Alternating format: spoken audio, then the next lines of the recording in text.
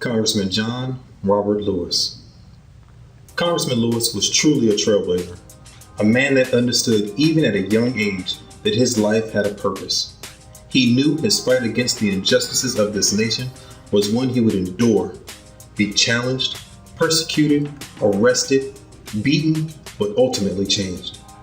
He lived his life under the principle of creating compassion for mankind, all of mankind, while doing what was right, fair, and just. His legacy will certainly be carried on, as his life has left an impact on so many to find a way to get in the way. Born to Alabama sharecroppers, Lewis's dash was shaped by the Jim Crow South. From segregated schools, white and colored only entrances, these iniquities sparked a fuse that impacted how he became known as the conscience of Congress. A member of the Big Six and an icon. Inspired by other civil rights icons, such as Rosa Parks and Martin Luther King Jr., Lewis set out to live in his purpose on purpose. He orchestrated sit-ins at segregated restaurants, bussed with the Freedom Riders, and organized marches in his early 20s. He knew his life purpose was bigger than just his, which is why he continued to fight in a non-violent, peaceful way.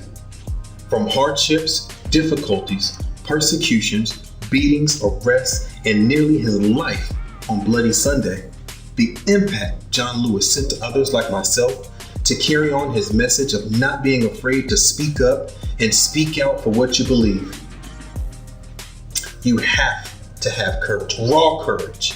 He made his impact on his dash, serving and pushing for the rights of all people, giving a voice to the voiceless through voting rights, holding people accountable for their actions, and most of all, teaching others to have the capacity to take what people did, how they did it, forgive them, and move on.